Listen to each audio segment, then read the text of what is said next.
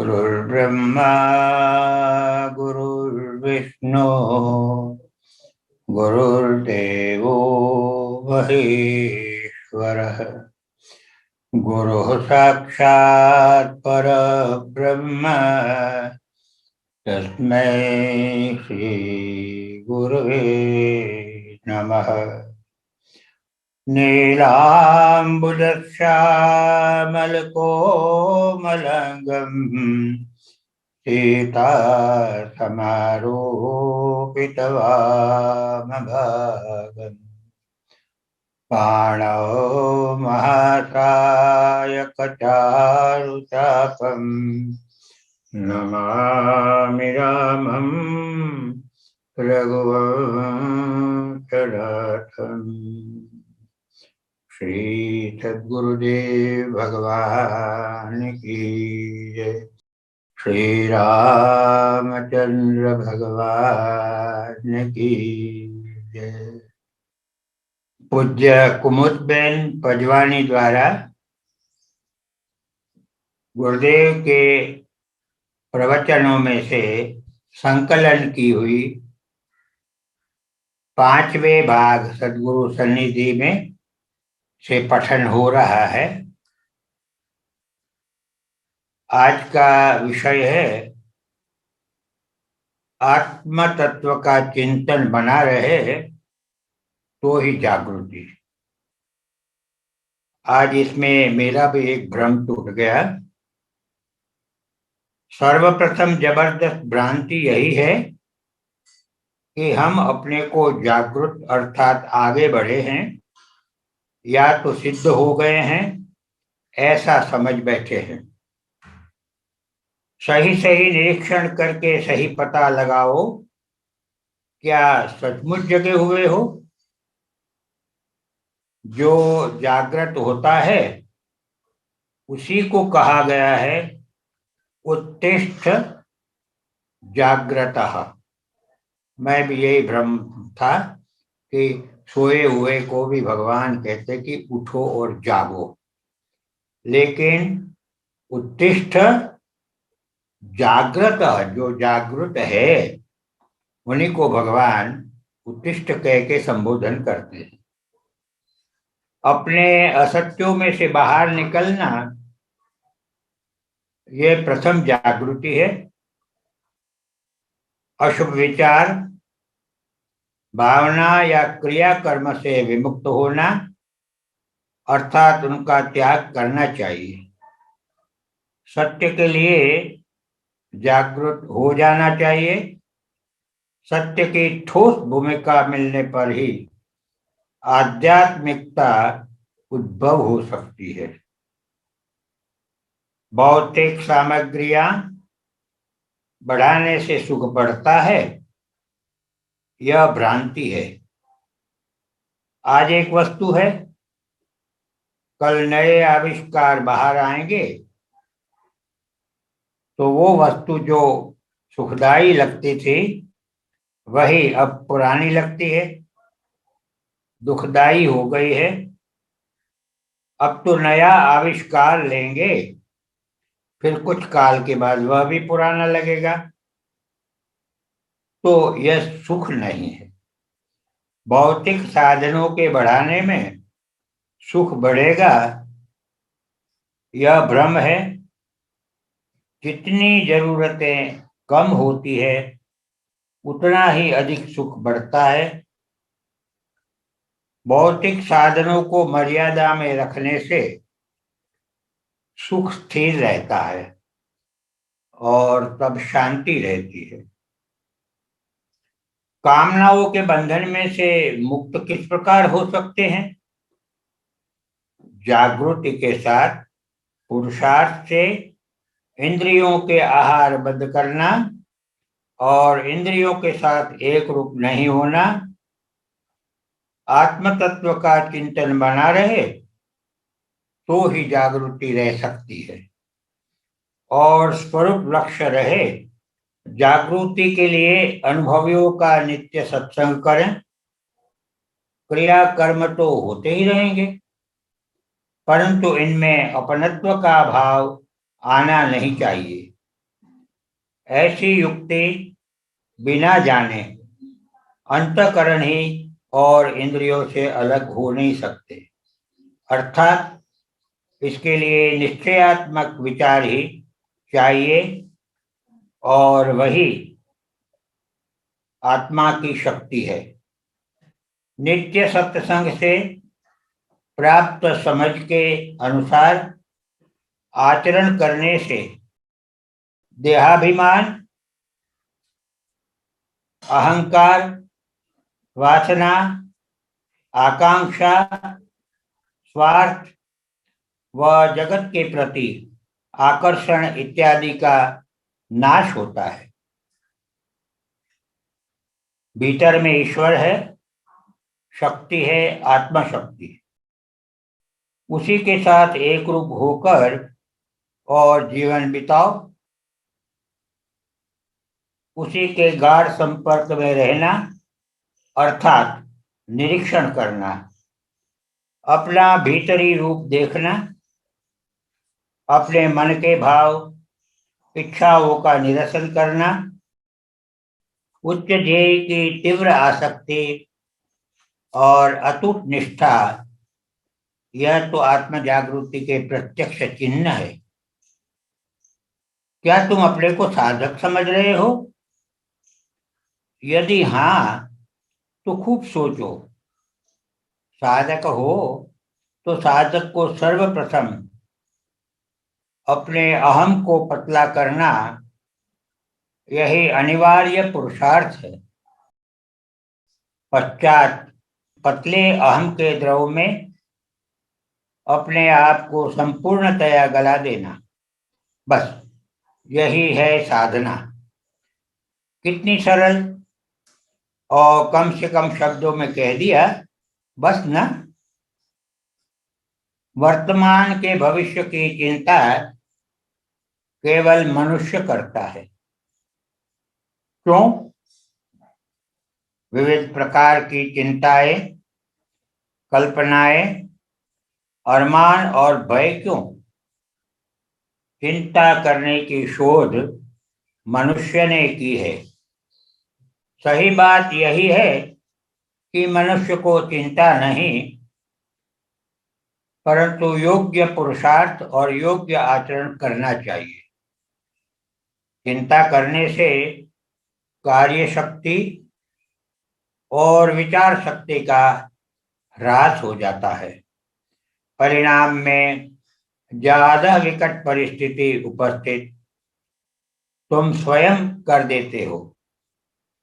चिंता करने के स्वभाव वालों की जीवन शक्ति कम होती जाती है और इसलिए कई प्रकार के रोग के भोग बनते हैं। अनेक रोग केवल चिंता के स्वभाव के कारण है और फिर औषधियों का सेवन करने पर भी होते हैं। चिंता करते रहोगे तो चिंता कम नहीं होगी, मिटेगी भी नहीं, परंतु दिन प्रतिदिन बढ़ती जाती है। अनुभव करके देखो और फिर सोचो, समझो और चिंता की पकड़ से अपने को मुक्त करने का पुरुषार्थ करना। चिंता को प्रेरित करने वाली परिस्थिति क्यों ऐसी है, इस पर गहराई से सोचना चाहिए। चिंता बुद्धि युक्त, विवेक युक्त, समझदारी से करना, केवल कल्पना और भय को लेकर चिंता कदापि मत करो। चिंता के पीछे एक दूसरा कारण असंतोष का भी है। संग्रह करने की वृत्ति भी चिंता में परिवर्तित होती जाती है। तृष्णा को लेकर भी चिंता बहुत बढ़ जाती है। तब सोचना चाहिए कि कितना संग्रह करना है, क्यों करना है, तुम्हें किस बात की कमी है, किसके पीछे, किसके लिए और कब तक दौड़ते रहोगे। सोचो तो सही। सही पुरुषार्थ करते रहोगे तो कोई दुख नहीं होगा। जीवन में कभी भी वास्तव में बदनसीबी होती है तो उससे लाख प्रयत्न करने पर भी कोई बच नहीं पा सकता है। यह सनातन और शाश्वत अटल है। विपरीत परिस्थिति में भी जो विकटतम हकीकतें हैं, उन पर सोच समझकर कुछ ज्यादा त्याग करके भी उन हकीकतों के साथ समाधान कर लेना चाहिए। कुछ ऐसे संजोग होते हैं जो तुम कभी भी बदल नहीं सकते। पूज्य भगवान दृष्टांत रूप में बता रहे हैं कि जैसे तुम्हारे माता पिता, भाई बहन, पति पत्नी या पुत्र पुत्री के साथ तुम्हारे हिस्से का या अपना आग्रह, ताकि तुम उसे पकड़ में से एक बार मुक्त हो जाओ, और फिर तुम्हारे बुद्धि, शक्ति और स्वातंत्र के साथ तुम अपना मनचाहा पुरुषार्थ कर सकोगे, तो परिणाम में शीघ्र ही बदनसीबी मिट जाएगी। फिर तुम्हारे जीवन में शीघ्र ही सुख, शांति और तरक्की का सुख चैन प्राप्त हो जाएगा। तब फिर तुम परमार्थ का, अपने आत्मिक विकास के पथ का भी अनुसरण शीघ्र कर पाओगे। तात्पर्य कि मनुष्य जन्म का पूरा लाभ उठा पाओगे। चिंता को लेकर, विपरीत परिस्थिति को लेकर बैठे मत रहना। तुम्हारे दिन और कार्य शक्ति और बुद्धि शक्ति को बर्बाद मत करो। हमेशा अपने पुरुषार्थ में दृढ़ विश्वास रखना, हमेशा शरणागति में दृढ़ विश्वास रखना, ईश्वर में श्रद्धा रखना। यदि ये तीन में से एक भी है तो फिर चिंता करना यह तो भारी शर्म की बात है। ऐसा मैं मानता हूं। श्रद्धा भी हो और चिंता भी हो, यह कदापि नहीं हो सकता।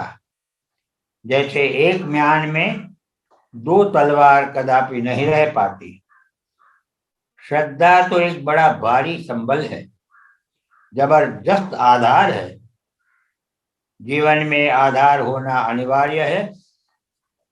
निराधार क्यों जीना और क्या जीना। मनुष्य के जीवन में प्रेम भावना मुख्य रूप से होनी चाहिए। प्रेम में तन मन के सारे तंतु पनपते हैं, पुष्ट रहते हैं और आत्म चैतन्य का व्याप होता है। अर्थात उदारता, विशालता, क्षमा, प्रेम भावना आदि जो सुप्त दशा में रहती है, वही जागृत हो जाती है और फिर क्रमशः विकसित होकर हमें उन्नत जीवन प्रदान करती है। सबका अनुभव है कि प्रेम भाव मिलता है तब शांति, सुख, आनंद व प्रसन्नता होती ही है। तो प्रश्न यह होता है कि फिर भी हमारे में प्रेम भाव क्यों नहीं उदय होता है। कारण कि लोभ, मोह, क्रोध, अहंकार और राग द्वेष ज्यादा बलवान है। इसलिए लोभ, क्रोध, राग द्वेष, मोह आदि सहज स्वभाव रूप बन गए हैं। प्रेम में परस्पर के दोष के गीत नहीं गाते हैं। दोष हो तो है, परंतु निर्वाह हो जाते हैं। अनायास सरलता से प्रेम के प्रवाह में और इसी तरह निर्वाह होते होते निर्दोष प्रेम होते हैं और प्रेम की पराकाष्ठा निर्दोष में है यह मत भूलना।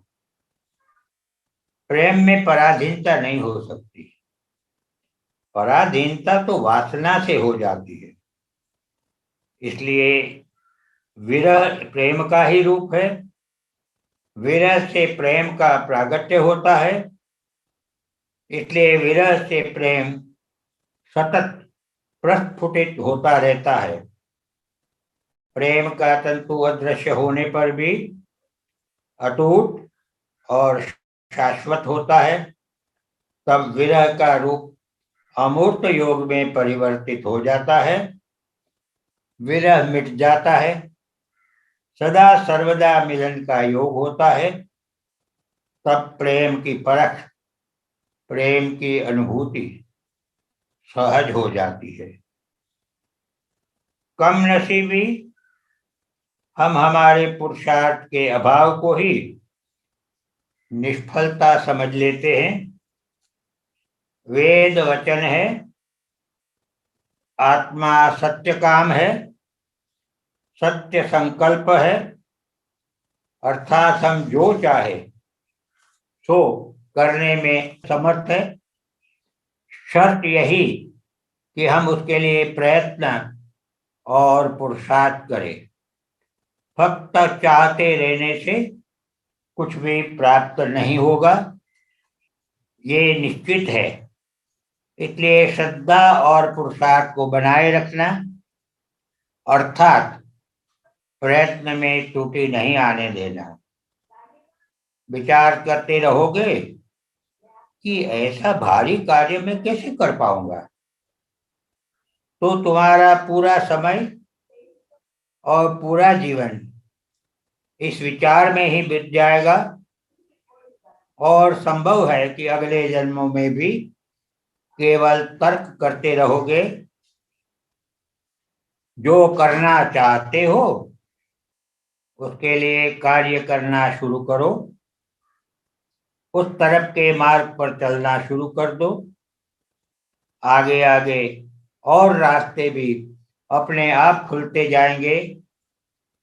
ठोस साहस और श्रद्धा रखो अपने ऊपर, अपने आत्मा के ऊपर। आत्मा सत्य काम, सत्य संकल्प है। इसलिए तुमको स्वयं तुम्हारे में विश्वास न होगा, श्रद्धा न होगी तो कुछ भी नहीं होगा। यह ध्रुव है कि जो कुछ निश्चयी है, दृढ़ संकल्पी है, पुरुषार्थी है, उसी को सफलता प्राप्त होती है। या यूं कहना चाहिए कि हमारी यही कमजोरी है, हमारी कम नसीबी और कम बुद्धि है कि हम हमारे पुरुषार्थ के अभाव को ही निष्फलता समझ लेते हैं। हमें पुरुषार्थ करना नहीं और हमारे पुरुषार्थ का परिणाम नहीं मिल रहा है, ऐसा झट मान लेते हैं। गुरुदेव बता रहे हैं, कह रहे हैं, मैं दावे के साथ कहता हूं कि अविरत पुरुषार्थ करोगे तो निश्चित ही सफलता प्राप्त करोगे। आत्मबल अपने में ठोस विश्वास और अपने दृढ़ संकल्प का बल है। उसी के द्वारा अविरत पुरुषार्थ होता है और तभी सफलता मूर्त स्वरूप धारण करती है। जिस प्रकार कोई एक दृढ़ एक निष्ठ के सामने ईश्वरत्व प्रकट होता है, ठीक उसी प्रकार यह भी दैवी शक्ति का अवतरण ही है और यह आत्मबल का ही मूर्त स्वरूप होता है। या ऐसा भी कहा जा सकता है कि ईश्वर की शरणागति से या दृढ़ निष्ठा से ही ऐसा अवतरण हो सकता है। अगला विषय बहुत सुंदर है और हम लोगों के जीवन के साथ अच्छी तरह से जुड़ा हुआ है। गुरुदेव बता रहे हैं कि लोभ में पाप का निवास, लोभ ही पाप का बाप है। पाप कहाँ रह पाता है? पाप का लोभ में ही स्थान है और कहीं भी नहीं। लोभ से ही पाप का जन्म है, लोभ में ही पाप का निवास है। लोभ से ही क्रोध और द्वेष की उत्पत्ति है। सर्व पाप का कारण लोभ है। कर कसर से दुगना होता है और उसी तरह कंजूस से चौगुना हो जाता है। यह भी याद रखना चाहिए। कितने ही प्रकार के प्रयत्न युक्ति प्रयुक्ति करके किया जावे, कितनी उपाधि करके धन संपादन किया जावे, फिर भी अंत में तो यह संचित धन यहाँ छोड़कर ही खाली हाथ जाना ही पड़ता है। यह याद रखिए। मुझे यहाँ पूज्य गुरुदेव की कही हुई एक घटना की स्मृति हो आई है। कश्मीर में रसायनिक गुफा में पूज्य गुरुदेव दादा गुरु के साथ रहते थे। उस वक्त बड़े सुंदरदास जी महाराज, जो दादू दयाल जी के श्रेष्ठ शिष्य थे, वरिष्ठ शिष्य थे, और वो शीघ्र कवि थे। वो काव्य की भाषा में ही बात कर लेते थे और पतित पावन भगवान के दादा गुरु के प्रेमी थे, स्नेही थे। गुरुदेव ने कहा है कि रसायनिक गुफा में 5-5 साल की समाधि पतित पावन भगवान दादा गुरु और श्री सुंदरदास जी लेते थे, और तब हम लोग उनकी सेवा में रहते थे। समाधि लेने में और जंगल में गुफा होने पर भी उसमें कई प्रकार के कीट रहते हैं और उनसे शरीर की रक्षा करना आवश्यक होता है। तो वहाँ धूप वगैरह किए जाते हैं और शरीर जो एकदम जड़ अवस्था में रहता है उसको साफ सुफ वगैरह करना ये शिष्यों का कर्तव्य होता है। और गुरुदेव ने कहा है कि हमको 2-2 साल की समाधि पूज्य दादा गुरु लेवाते थे। उस वक्त की एक घटना, पूज्य सुंदरदास जी महाराज बड़े सुंदरदास जी कहलाते थे, क्यों कि दादू संप्रदाय में एक और सुंदरदास जी भी हुए हैं।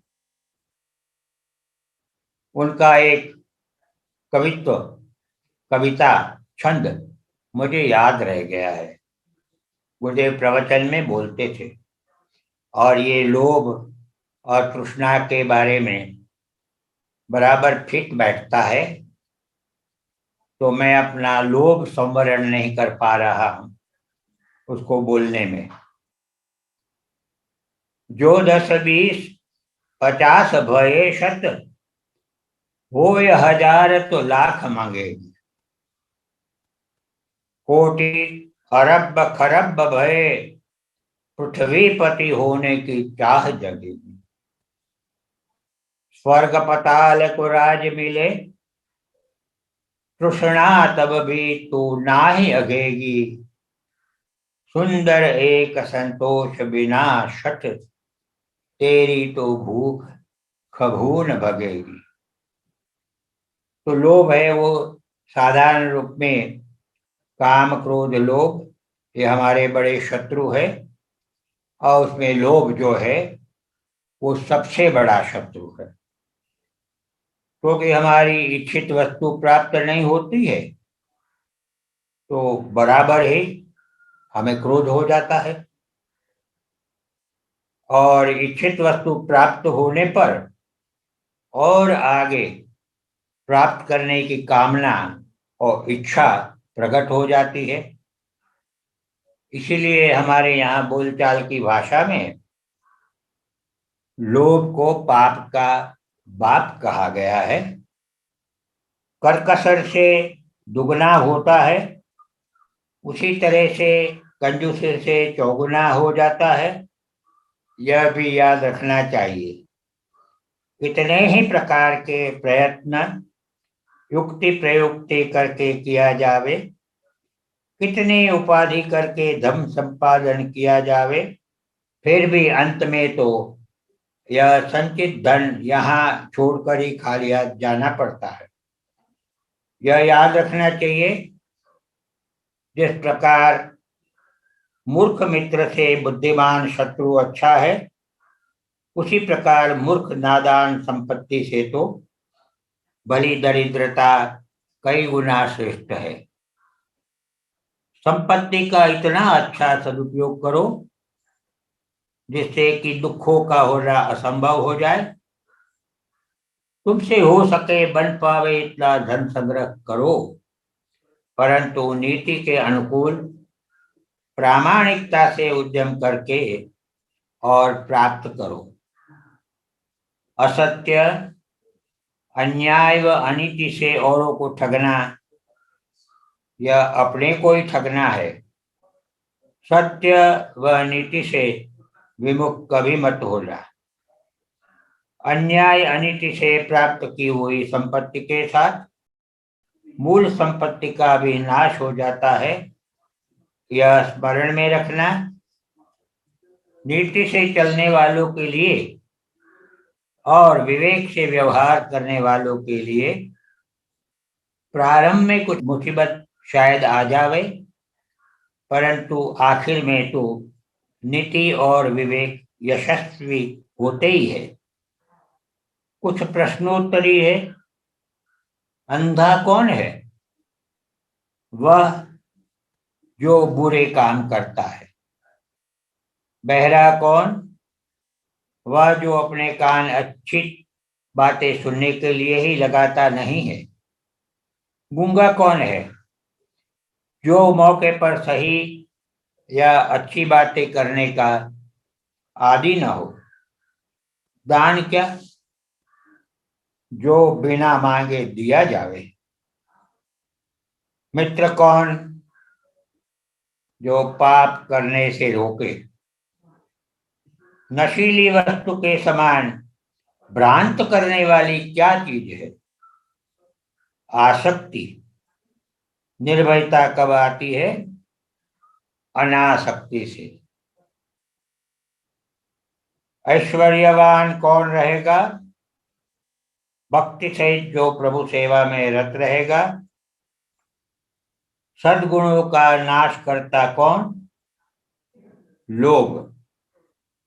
पवित्र मता कौन है? जो हमेशा संतुष्ट रहता है। आशीर्वाद प्राप्त मनुष्य कौन है? त्यागी। भाग्य क्या है? तंदुरुस्ती। दुस्साध्य क्या है? स्थायी मनोनिग्रह। बहादुर कौन है? जो कमजोर की रक्षा करता है। अज्ञान क्या है? स्व को न समझना। चिंता रहित कौन है? जो क्रोध से मुक्त है। मुक्ति कैसे मिल सकती है? मुकुंद की शरण से। और मुकुंद कौन है? अज्ञान पर विजय प्राप्त कराने में जो मदद करता है। माया यानी क्या समझना? माया यानी मोह ममत्व। अपने पुत्र परिवार के लिए प्रगाढ़ मोह ममत्व रहता है, वह माया। इससे विपरीत दया में सर्व प्राणी मात्र के प्रति प्रेम व करुणा होती है। माया अज्ञान बढ़ाती है, दया ज्ञान बढ़ाती है। माया अज्ञान के बंधनों को बढ़ाती है, दया से उदारता, त्याग आदि बढ़ते हैं। परिणाम में मन चित्त ज्ञान पूर्ण होते जाते हैं। जिसका परिणाम है बंधनों से मुक्ति। मेरा तेरा मैं तू मिटता है और चित्त शुद्धि होती है। पुष्कर कार्तिक शुक्ल तृतीया 31/10/62 रात्रि को माँ, हरिभाई, चंदन बहन और मैं श्री गुरुदेव के पास बैठे थे। यहाँ यह बताना ठीक रहेगा कि कार्तिक शुद्ध चतुर्थी पूज्य गुरुदेव का जन्मदिन है और उस वक्त पुष्कर में अगले दिन रात्रि को भागीरथी माँ, उनको गुरुदेव हमेशा माँ के रूप में देखते थे और संबोधित करते थे। उनके पति श्री हरिभाई निवृत्त थे और चंदन बहन और कुमुद बहन एक परिवार के अन्य सदस्य थे। श्री गुरुदेव ने कहा, माँ, कल मेरा जन्मदिन किस प्रकार मनाओगी? कितना अन्नकूट मुझे धराओगी? माँ ने कहा, मैं गरीब, अन्नकूट क्या धराऊंगी राम? श्री गुरुदेव ने कहा, नहीं नहीं माँ, सच सच बताओ तो, मन में क्या क्या सोच रखा है? हलवाई के यहाँ किस किस की वर्दी पहुंचाई है और मेरे वास्ते कल क्या बनवाओगी? माँ ने कहा, संत अपने पति श्री हरिभाई, उसको हमेशा माँ संत कहती थी, संत ने सौगंध दी है कि श्री गुरुदेव को मिष्टान, नमकीन आदि प्रतिकूल भोजन देना नहीं, तो मैं तो हमेशा की तरह कल भी सूखी रोटी और दाल साग जिमाऊंगी। श्री गुरुदेव ने कहा, तो माँ मैं बहुत प्रसन्न रहूंगा। वास्तव में मीठा और नमकीन मेरे शरीर को अनुकूल नहीं पड़ता है। माँ ने कहा, परंतु भगवान, मैं कहाँ रोज रोज मीठा खिलाती हूँ। कल जन्मोत्सव है, भक्त समूह, संत महात्मा, दरिद्र नारायण आदि सब मीठा पाएंगे, परंतु आपको मैं सगुन का मीठा भी नहीं दूंगी। श्री गुरुदेव ने कहा, माँ तुम मुझे मीठा क्यों नहीं दोगी? देखो, तुमको सगुन भर मनाना है ना, तब ऐसा करना कि गुड़ की लापसी मेरे लिए बनाना, घी में नहीं सेकना, कोरा दलिया सेकना, फिर उसमें गुड़ का गर्म जल छोड़ देना। माँ तो अत्यंत खुश हो गई। दूसरे दिन श्री गुरुदेव भोजन के लिए विराजे। माँ हमेश की तरह पास में एक तरफ, हरिभाई दूसरी तरफ पास में बैठे। चंदन बहन माँ के पास में सिगड़ी पर रोटी उतारती थी। माँ ने मीठा दलिया परोसा। आज तो श्री राम का जन्मदिन है, तो सर्वप्रथम कौर मीठा दलिया लेकर सगुन मनाएंगे।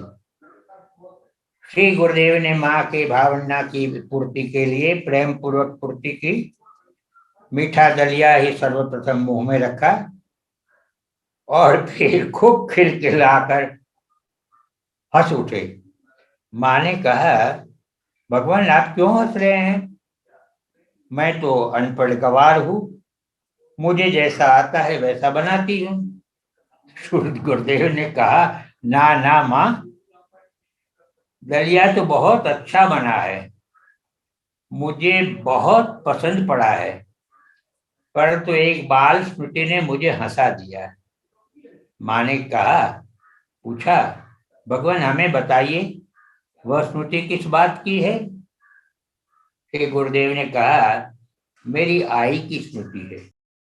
यहाँ यह बच्चा बताना मेरे लिए ठीक रहेगा कि परम पूज्य श्री गुरुदेव महाराष्ट्रियन ब्राह्मण परिवार से थे, इस कारण माँ को आई कहते थे।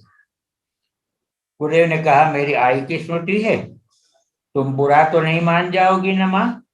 तो मैं बताऊं। माँ ने कहा, मैं बुरा नहीं मानूंगी भगवान, आप जरूर बात बताइए, बात करिए। गुरुदेव ने कहा, देखो माँ, मेरी आई को शक्कर की मिठाइयाँ ही प्रिय लगती थी और पिताजी को गुड़ की मिठाइयाँ प्रिय लगती थी। तो दोनों में इस विषय में बहुत चर्चा होती रहती थी। पिताजी गुड़ के लाभ समझाते, शक्कर की हानि बतलाते, परंतु आई को बात जचती नहीं। पिताजी की बातें सुनता था, इसलिए मुझे भी बचपन से ही गुड़ के प्रति पक्षपात सा बना रहा है। आयुर्वेद तो मैंने पीछे से पढ़ा, तब जाना कि वस्तुतः शक्कर का उपयोग नुकसान पहुंचाता है, वह गुड़ का उपयोग हानिप्रद नहीं है, परंतु सबको ऊपर ऊपर के रूप रंग और स्वाद की दृष्टि है, गुण की दृष्टि नहीं है। क्या भोजन में, क्या लग्न संबंध में। हरि भाई ने माँ को कहा, भगवान की बात पर से समझ में आ गया ना, शक्कर का दलिया बनाया है ना? माँ ने कहा, जी हाँ, गुड़ का मीठा दलिया स्वाद में अच्छा नहीं लगता है, और कंसार तो हम लोग शक्कर से ही बनाते हैं ना। श्री गुरुदेव ने कहा, हाँ हाँ माँ, गुजराती शक्कर से ही मीठा दलिया बनाते हैं, और एक बात भी है ना माँ, जो खाए कंसार वो छोड़े संसार। तो माँ ने कहा, मेरे राम को संसार मुझे छुड़ाना नहीं है। श्री गुरुदेव ने कहा, यदि ऐसा निश्चय व भाव है तो अब कभी भी कंसार यानी मिष्टान मुझे नहीं खिलाना, तो मेरा शरीर पूर्ण निरोग रहेगा। माँ ने मान लिया और फिर कभी कंसार नहीं बनाया। बिना घी के सेके हुए दलिया गुड़ में जल में उबाल कर बनाती थी। श्री गुरुदेव एक या दो चम्मच भर अपनी रुचि के अनुसार कभी पाते और कभी नहीं भी पाते। आगे का बहुत सुंदर विषय है जिस पर गुरुदेव प्रकाश डाल रहे हैं। भूलोक, द्यूलोक, अंतरिक्ष लोक अपनी धरती पर ही है। जम्बूद्वीप जितना है उतना लंबा चौड़ा जल समुद्र जम्बूद्वीप को घिरा हुआ है। शालमली द्वीप, कुशद्वीप, क्रॉच द्वीप, पुष्पक द्वीप, पुष्क द्वीप और लक्षद्वीप आदि 7 द्वीप है। लक्षद्वीप रूप में स्वर्णमय लक्ष वृक्ष है और वहां 7 जिह्वा वाले अग्निदेव विराजमान है। भूलोक और द्यूलोक के बीच में अंतरिक्ष लोक है। यूं ही कहना चाहिए कि दोनों का संदेश स्थान अंतरिक्ष लोक है। धरती अपने अक्ष पर घूमती हुई सूर्य की परिक्रमा कर रही है, इसी कारण से रात और दिन होते हैं और उत्तरायण, दक्षिणायन तथा विषुववृत्त भी होते हैं। भूलोक, द्यूलोक, अंतरिक्ष लोक आसमान में नहीं परंतु धरती पर है। चने के बीज की तरह पृथ्वी 2 भागों में बटी हुई है। ऊपर के भाग में कर्क रेखा, नीचे में मकर रेखा और इन दोनों के बीच विषुववृत्त रेखा। कर्क रेखा उत्तरी गोलार्ध में है और उत्तरी गोलार्ध भूलोक है। मकर रेखा द्यूलोक है, दक्षिणी गोलार्ध बनाती है। विषुववृत्त रेखा से मध्य में अंतरिक्ष लोक बना है। विषुववृत्त रेखा के क्षेत्र में सूर्य सदा मध्यकालीन रहकर तपता है। भागवत में कहा गया है, कि सुमेरु पर्वत पर लोग रहते हैं और उन्हें सूर्य देव सदा मध्यकालीन रहकर तपाते रहते हैं। गीता जी में मेरु और हिमालय को अलग अलग बताया है। हिमालय में मेरु नहीं हो सकता, क्योंकि हिमाच्छादित शिखरों में लोग रहते नहीं है। अफ्रीका के केन्या क्षेत्र के मध्य से विषुववृत्त रेखा जाती है। यहाँ पर भूमंडल को दो बराबर भागों में बांटती हुई भूमध्य रेखा बनती है। केन्या टांगानिका की सीमा पर किलिमांजारो पर्वत बहुत ऊंचा है और इससे बाएं लगभग 40 किलोमीटर की दूरी पर माउंट मेरू है। इस प्रकरण के बाद दूसरा विषय गुरुदेव जी उठाया हुआ है, प्रेमा भक्ति का स्वरूप। प्रेमा भक्ति के अधिकारी दो प्रकार के माने गए हैं, एक तो द्रुतचित्त और दूसरा अद्रुतचित्त। इन दोनों प्रकार के अधिकारियों का अधिकारी संपत्ति तभी प्राप्त होती है जबकि शुद्ध अंतःकरण हो जाते हैं। अंतःकरण के शुद्धि का साधन प्रकार दो कहे गए हैं, एक तो कर्मयोग सहित भक्ति योग, दूसरा केवल भक्ति योग। अद्रुत चित्ताधिकारी कर्मयोग द्वारा अंतःकरण शुद्धि संपादन करता है। द्रुत चित्ताधिकारी भगवत गुण ग्रथित ग्रंथों के श्रवण द्वारा अंतःकरण शुद्धि संपादन करता है। और अद्रुत अधिकारी के लिए मानस जी में कहा है कि प्रथम ही विप्र चरण अति प्रीति, निज निज कर्म निरत सुचिरीति, यही कर फल पुण्य विषय विरागा, तब मम धर्म उपज अनुरागा। श्रवणादिक लव भक्ति दृढ़ाही, मम लीला रति अति मन माही। आगे के चैप्टर में गुरुदेव थोड़ा विषय बदलते हैं। फिर हमारी सर्व चिंता उन्हें रहेगी। इस पर कार्तिक शुक्ला चतुर्थी 1/11/62, गुरुरेव जगत सर्वम ब्रह्मा विष्णु शिवात्मकम, गुरोः परतरम नास्ति तस्मात् संपूज्येत गुरु। ये गुरु गीता का 221वां श्लोक है। गोस्वामी जी गुरु वंदना करते स्पष्ट कहते हैं कि कृपा सिंधु गुरु नर रूप हरि है। कबीर जी गुरु को गोविंद कहते हैं। गोविंद हरि जब तक नारायण स्वरूप में रहते हैं तब तक मनुष्य की मर्यादित सांसारिक दृष्टि उस सच्चिदानंद घन रूप राशि की कोटि सूर्य संतरित प्रभा को देख ही नहीं पाते हैं, क्योंकि इतना प्रकाश और तेज मनुष्य की आंखें सहन ही नहीं कर पाती। मनुष्यों के सामने तो भगवान को भी मनुष्य के रूप में ही आना पड़ता है। गोस्वामी जी इसीलिए कहते हैं कि साक्षात गुरु भगवान हरि ही नर रूप धारण करते हैं। क्यों? जीव को भगवान का स्वरूप देखने में आ सके, इसलिए। मानो इस तरफ जीव है तो दूसरे छोर पर भगवान है। भगवान के तेज प्रकार से जीव की आंखें चौंधिया जाती है। अब दोनों के बीच में संबंध कैसे हो सके?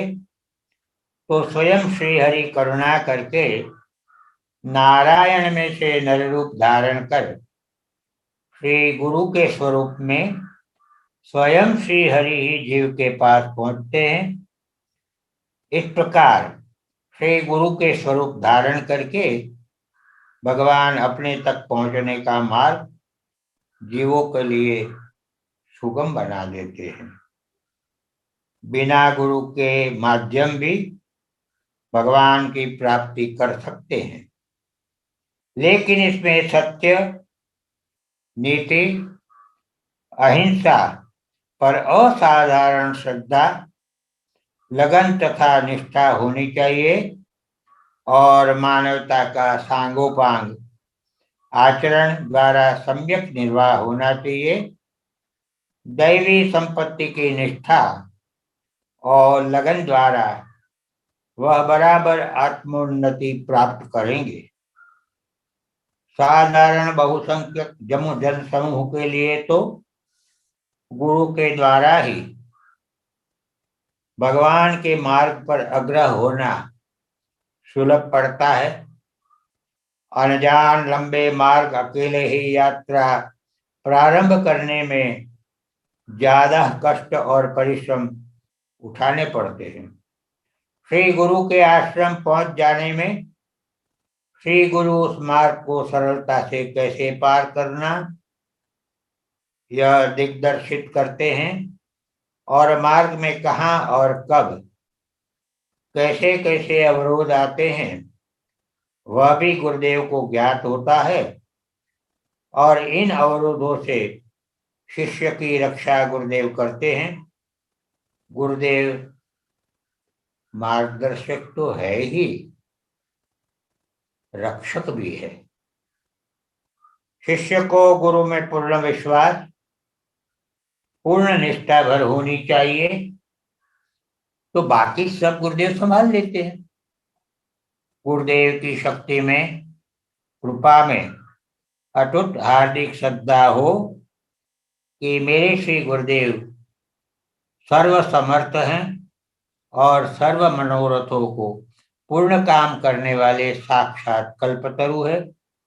एक बार उनके श्री चरणों में अपने को समर्पित कर दिया जाए, बस फिर हमारी सर्व चिंता उन्हें रहेगी। आगे का विषय गुरुदेव ने जीवन मृत्यु पर बताया है, विवेचन किया है और कुछ समय पूरा हो रहा है, तो ऐसी इच्छा और प्रेरणा हो रही है कि इस विषय को कल लिया जाए। मैं भी इस विषय को कल तक 1-2 बार 3 बार पढ़ के और बने तक सावधान हो जाऊं, जिससे अच्छी तरह से मैं आपके सामने जीवन मृत्यु का विषय रख सकूं। आप सब इतना समय देके पूज्य गुरुदेव की अमृतवाणी सुनते हैं, कई नए नए विषय का ज्ञान भी होता है और आप सब इसके लिए धन्यवाद के पात्र भी है। सबको जय सिया राम, जय भगवान।